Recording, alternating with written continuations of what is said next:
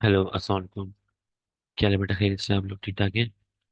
अच्छा जी। हमने last time जो पार्शियल फ्रैक्शन का क्वेश्चन जो किया था वो ये वाला क्वेश्चन किया था। हम 21.2 कर रहे थे और 21.2 का हमने ये फर्स्ट क्वेश्चन आपके सामने करवाया था। ठीक है ना? आई होप आपको ये वाला क्वेश्चन समझ में आया होगा। ठीक है। अब हम क्या करने जा रहे हैं? अब हम अपना ये सेकंड क्वेश्चन करने जा रहे हैं। तो सेकंड क्वेश्चन हम किस तरह से करेंगे? तो सबसे पहले तो हमें ये काम कर सीखना पड़ेगा कि हम फर्स्ट स्टेप क्या है हमारा।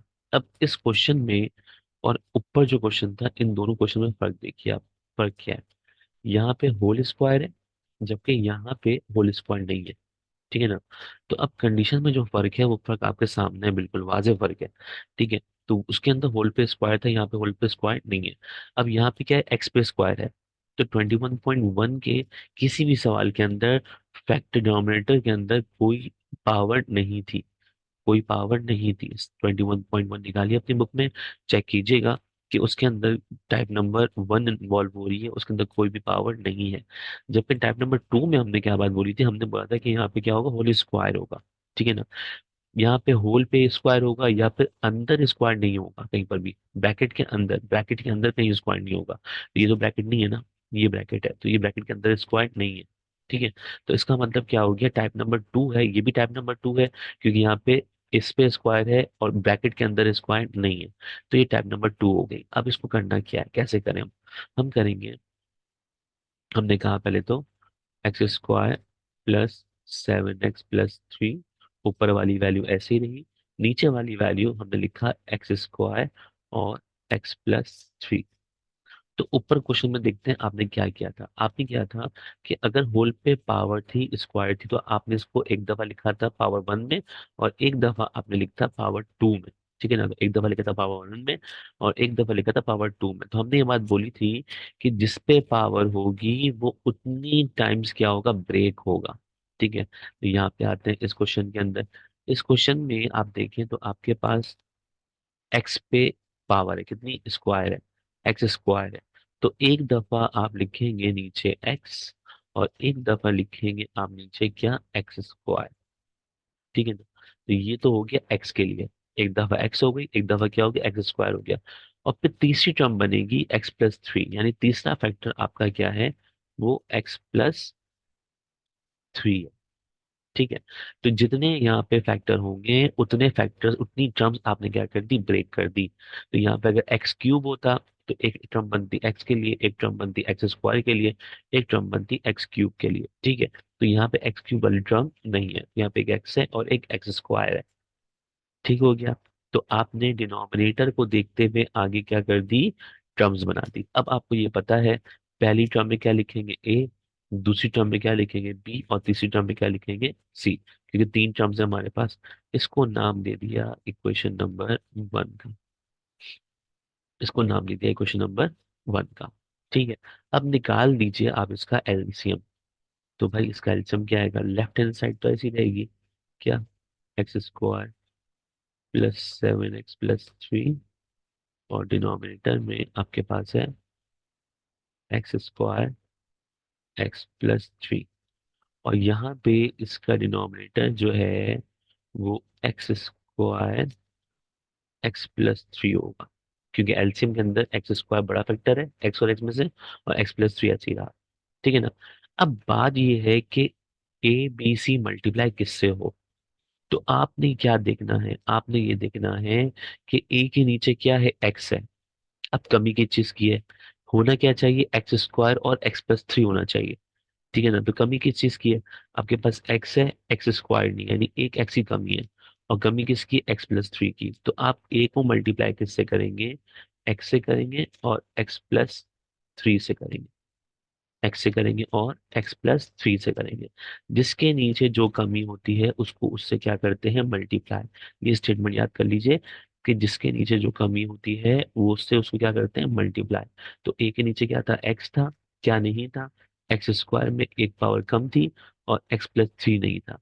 तो उसका मतलब एक पावर और x+3, इस चीज की कमी थी, तो इससे क्या कर दिया आपने? इसको मल्टीप्लाई। अब बी मल्टीप्लाई किससे होगा? बी मल्टीप्लाई किससे होगा? बी मल्टीप्लाई होगा, एक बी के नीचे क्या है? X square. तो भाई एक्स स्क्वायर तो है, क्या नहीं है, एक्स प्लस थ्री नहीं है। तो इसका मतलब आपने इसको एक्स प्लस थ्री से क्या कर दिया, मल्टीप्लाई। ठीक है ना। अब आ जाए सी के लिए।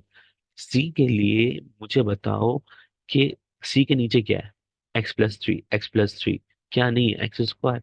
तो हमने इसको किससे मल्टीप्लाई कर दिया, एक्स स्क्वायर से कर दिया मल्टीप्लाई। तो जिसके नीचे जो कमी थी आपने उससे क्या कर दिया, उसको मल्टीप्लाई कर दिया। क्लियर, यहाँ तक क्लियर है। अब क्या करें भाई, अब ये काम करें आप कि आप जो है वो डिनोमिनेटर से डिनोमिनेटर क्या कर दिया, कैंसिल कर दिया। अब जो बचा वो हम क्या करते हैं, नीचे कॉपी करते हैं। तो नीचे बचा क्या आपके पास बचा x square plus seven x plus three, और यहाँ क्या बचा, ए एक्स और एक्स प्लस थ्री, और यहाँ क्या बचा, बी एक्स प्लस थ्री, और सी एक्स स्क्वायर। अब इसको नाम दे दिया आपने क्वेश्चन नंबर टू का। तो देखें फॉर्मेट वही चल रहा है, फॉर्मेट वही चल रहा है। ठीक है ना। अब यहाँ पे आप चेक करेंगे वैल्यूज को पुट करके। तो ए खत्म करना है, बी खत्म करना है, सी खत्म करना है बारी बारी। तो चेक करते हैं क्या सब खत्म हो रहा है। अगर मैं एक्स की जगह पे पुट कर दूं क्या, एक्स की जगह पे क्या पुट कर दूं, माइनस थ्री पुट कर दूं। इस एक्स की जगह पे माइनस थ्री पुट कर दूं, तो माइनस थ्री प्लस थ्री क्या हो जाएगा, जीरो हो जाएगा। तो ये भी जीरो हो जाएगा, तो ए पूरा क्या हो जाएगा, खत्म हो जाएगा। यहाँ पर माइनस थ्री और प्लस थ्री, तो बी भी क्या खत्म हो जाएगा। तो ए और बी दोनों खत्म हो जाएगा, तो आंसर किसका आएगा, सी का आंसर आएगा। ए और बी दोनों खत्म हो जाएगा, तो आंसर किसका आएगा बेटा, सी का आंसर आएगा। तो उसका मतलब ए और बी खत्म हो सकता है, सी का आंसर आ जाएगा। अब दूसरी कंडीशन देखते हैं। हमने कहा कि अगर एक्स की जगह पे हम जीरो पुट कर दें, एक्स की जगह पे हम जीरो पुट कर दें, तो ये सी क्या हो जाएगा, खत्म हो जाएगा, और ए क्या हो जाएगा, ये भी खत्म हो जाएगा। तो आंसर किसका आएगा, बी का आंसर आएगा। आंसर किसका आएगा, बी का आंसर आएगा। एक्स की जगह पे अगर मैं जीरो पुट कर दूं, तो यहाँ पर जीरो आ जाएगा, जीरो का स्क्वायर जीरो, जीरो सी से मल्टीप्लाई होगा जीरो हो जाएगा। और यहाँ पे जीरो आएगा, तो जीरो से पूरी वैल्यू मल्टीप्लाई हो जाएगी, जीरो हो जाएगी। तो आंसर किसका आ जाएगा, बी का आंसर आ जाएगा। लेकिन क्या ए का आंसर पॉसिबल है, ए का आंसर पॉसिबल नहीं है। तो इसका मतलब ये हुआ कि हमें ए के आंसर के लिए बी और सी को खत्म करना है, जो कि कैंसिल नहीं हो रहा। तो ऐसी कंडीशन में आपको क्या करना पड़ेगा, इसको मजीद सिंप्लीफाई करना पड़ेगा। यानी टाइप नंबर टू में आपको पता है कि टाइप नंबर टू में आप क्या करते हैं, इसको मजीद सिंप्लीफाई करते हैं। तो आपने क्या करना है, इसको मजीद सिंप्लीफाई करना है। यानी पहली स्टेप क्या हो गया आपका, x square plus seven x plus three, इसको पूरे से मल्टीप्लाई कर दो। क्या हो जाएगा ये, ए एक्स स्क्वायर, और ये एक्स मल्टीप्लाई होगा थ्री से, तो क्या हो जाएगा, थ्री ए एक्स हो जाएगा। ठीक है ना। इसको मल्टीप्लाई करते हैं हम बी से, तो ये हो जाएगा बी एक्स, और ये हो जाएगा थ्री बी। ठीक है। फिर ये सी वाली टर्म ऐसी रही, सी एक्स स्क्वायर। ठीक है ना। अब एक्स स्क्वायर वालों को एक जगह पे कर दीजिए, इसके आगे मैं यहाँ लिख रहा हूँ, ऊपर लिख रहा हूँ। एक्स वालों को एक जगह पे कर दीजिए, लेफ्ट हैंड साइड का, तो x square plus seven x plus three ऐसे ही रहा। राइट हैंड साइड में एक्स स्क्वायर एक जगह पे लिख दिया हमने, ए एक्स स्क्वायर प्लस सी एक्स स्क्वायर। एक्स वाले को एक जगह पे रख दीजिए, ये आ गया एक्स वाले एक जगह पे, ये हो जाएगा थ्री ए एक्स और plus B X. Constant term बची सिर्फ और सिर्फ थ्री बी, सिर्फ और सिर्फ थ्री बी। इसमें से आप निकाल दीजिए एक्स स्क्वायर कॉमन। तो एक्स स्क्वायर का मैं इसमें से कॉमन निकालूं, तो बचेगा क्या, ए प्लस सी। ठीक है। इसमें से एक्स कॉमन निकालूं तो क्या बचेगा, थ्री ए प्लस बी, जबकि थर्ड टर्म आपके पास क्या है, थ्री बी। तो ये हो गया आपका x square plus seven x plus three. ये हो गई इक्वेशन नंबर थ्री आपके पास। Got it. अब यहाँ पे हम क्या करेंगे, कंपेयर। तो हमने लिखा नाउ वी कंपेयर।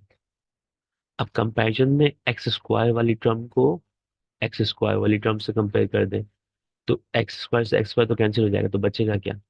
अब देखो, यहाँ पे टेक्निक सिखा रहा हूँ, एक्स स्क्वायर से एक्स स्क्वायर कैंसिल होगा, या फिर स्टेप शो कर देता हूँ मैं। एक्स स्क्वायर कंपेयर कर रहे हैं आप किससे? एक्स स्क्वायर ए प्लस सी से। ठीक है, तो ये हुआ बेटा एक्स स्क्वायर से एक्स स्क्वायर खत्म। क्या बचा आपके पास? 1 = a प्लस सी। यहाँ से किसी एक की वैल्यू निकल रही है? नहीं निकल रही। ठीक है ना? तो हम क्या करें, फिर कंपेयर करते हैं। यहाँ पे लाइन ड्रॉ की, ठीक है ना? कंपेयर करते हैं। सेकंड टर्म कंपेयर कौन सी हो रही है? एक्स की टर्म को एक्स की टर्म से कंपेयर करो, तो ये हो जाएगा आपका 7x = x, ब्रैकेट ब्रैकेट आ जाएगा 3a + b। तो ये एक्स एक्स क्या हो गया? कैंसिल हो गया। यहाँ पर आपकी इक्वेशन बनी क्या? 7 = 3a + b। यहाँ से भी किसी एक की वैल्यू नहीं निकली, तो इसका मतलब थर्ड टर्म भी हम क्या करें, कंपेयर करते हैं। इसको भी कंपेयर कर रहे हैं। तो थर्ड टर्म क्या है हमारे पास? 3b कांस्टेंट टर्म है। तो कांस्टेंट टर्म को कांस्टेंट टर्म से कंपेयर कर रहे हैं, यानी इसका मतलब 3 जो है वो कंपेयर हो रहा है किससे? 3b से। तो यहाँ से आपके पास 3 से 3 कैंसिल, b की वैल्यू आ गई कितनी? 1। तो यहाँ से आप b निकालने में कामयाब हो गए। ठीक है ना? तो b आ गया 1। अब क्या करें? क्या मैं इस b की जगह पे 1 रख सकता हूँ? जी बिल्कुल रख सकता हूँ। तो यहाँ से हमारे पास क्या आ जाएगा? a आ जाएगा। तो 7 = 3a ऐसे ही रहा, b की जगह पे क्या आ गया? 1। अब यहाँ से a निकाल देंगे, तो ये +1 हो जाएगा, क्या हो जाएगा? -1 हो जाएगा। तो 7 - 1 = क्या हो जाएगा? 3a हो जाएगा। ठीक है ना? 7 - 1 क्या होता है बेटा? 6 होता है। और 3 से मल्टीप्लाई हो जाएगा, क्या हो जाएगा? डिवाइड हो जाएगा। तो a की वैल्यू कितनी आ जाएगी? a की वैल्यू आ जाएगी 3 × 1 = 3, 3 × 2 = 6। तो बेटा a की वैल्यू कितनी आ गई? 2 आ गई। ए की वैल्यू 2 आ गई, तो मुझे बताओ ए की वैल्यू यहाँ पुट कर दो, सी आ जाएगा? जी बिल्कुल आ जाएगा। 1 = ए की जगह पे क्या आ गया? 2। और सी निकाल दिया, 2 यहाँ प्लस में हो जाएगा, क्या हो जाएगा? माइनस में। तो -2 = सी। तो सी की वैल्यू कितनी आ गई? -1। तो मुझे बताएं, क्या ए बी और सी सबकी वैल्यू आ गई हमारे पास? जी, सबकी वैल्यू आ गई। तो क्या करते हैं, जब ए बी सी की वैल्यू आ जाए, तो फिर आप क्या करते हैं, इसको पुट करते हैं इक्वेशन नंबर 1 में। तो यहाँ पे हम लिख देंगे इसको क्या? Put in equation number put in equation number 1। ठीक है? तो लेफ्ट हैंड साइड पे जो कुछ लिखा हुआ है ये तो यहाँ पे लिखा ही रहेगा, आप लिख लीजिएगा यहाँ पे। मैं राइट हैंड साइड पे वैल्यू प्लेस कर रहा हूँ। ठीक है ना? तो राइट हैंड साइड पे ए की जगह पे क्या रखूँ मैं? 2। तो a/x प्लस बी की जगह पे क्या रखूं मैं? 1। तो ये हो जाएगा 1/x²। और सी की जगह मैं क्या रखूं? -1। तो ये हो जाएगा यहाँ पे क्या? -1 डिवाइडेड बाय x+3। x+3। इसमें और सिंप्लीफाई क्या करना है? लेफ्ट हैंड साइड जो ये लिखा हुआ है x² + 7x+3, x²x+3, ये एज इट इज यहाँ पे क्या करना है? कॉपी कर दीजिएगा। ठीक है ना? मैं नहीं कर रहा, यहाँ स्पेस नहीं, इस वजह से नहीं कर रहा मैं। आप लाजमी कीजिएगा। ठीक है ना? अब इसमें सिंप्लीफाई क्या हो रहा है? प्लस माइनस माइनस बस, और कुछ सिंप्लीफाई नहीं हो रहा। तो 1/x²-1/x+3। तो बेटा ये हो गया हमारा आंसर। कितना आसान था? तो भाई इस वाले सवाल में आपने जो मेन टेक्निक है ना, वो क्या है? कंपैरिजन वाली। इस कंपैरिजन वाले स्टेप को बड़े आराम से समझना है, बड़े सब्र तामुल से आपने समझना है। अगर ये बात आप समझ गए तो इसका मतलब क्या होगा, कि आपका टॉपिक बड़ा आसान हो गया। ठीक है ना? तो इक्वेशन नंबर 1 किसको बनाई हमने? एबीसी का नाम देते ही बनाई। फिर एलसीएम निकाला, एलसीएम निकाल के डिनोमिनेटर कैंसिल हुआ, ये बन गई इक्वेशन नंबर 2। आप यहाँ से चेक करेंगे क्या ए बी और सी की वैल्यू तीनों निकल सकती है? अगर निकल सकती है, एक्स की वैल्यू पुट करने से तो निकाल देंगे। वरना फिर क्या होगा, इस इक्वेशन को आपने क्या करना है? सिंप्लीफाई करना है। सिंप्लीफाई करके फिर आपने क्या करना है? आपको x² की टर्म एक जगह पे करनी है, एक्स की टर्म एक जगह पे करनी है, कांस्टेंट टर्म एक जगह पे करनी है। ठीक है ना? अब यहाँ से आपने क्या कर दिया, फिर कंपेयर कर दिया x² वाले को x² वाले के साथ, x को x के साथ, और फिर कांस्टेंट टर्म को कांस्टेंट टर्म के साथ। तो ये आपका हो गया आंसर। इसको ABC निकाला और ABC वाली पुट कर दी क्वेश्चन नंबर 1 में। ठीक है। तो इस क्वेश्चन को बड़े बहुत मुश्किल समझ में आता है, बहुत मुश्किल क्वेश्चन है ये, लोग समझ नहीं पाते हैं इसको। तो आई होप कि आपको ये वाला टॉपिक समझ में आया होगा, ये क्वेश्चन समझ में आई होगी। तो होप सो कि आपको बड़ी आसान लग रही होंगी चीज़ें, आपकी प्रॉब्लम जो है वो सॉल्व हो रही होंगी। तो thank you so much for watching. बताइएगा मुझे कि आपको समझ में आया नहीं आया, किस तरह क्या कॉन्सेप्ट है। जो भी मसला हो, ये कॉन्टेक्ट नंबर तो आपके पास है मेरा, तो इस पे आप कॉन्टेक्ट करके बता सकते हैं। ठीक है। Thank you so much for watching बेटा। Take care. अल्लाह हाफिज।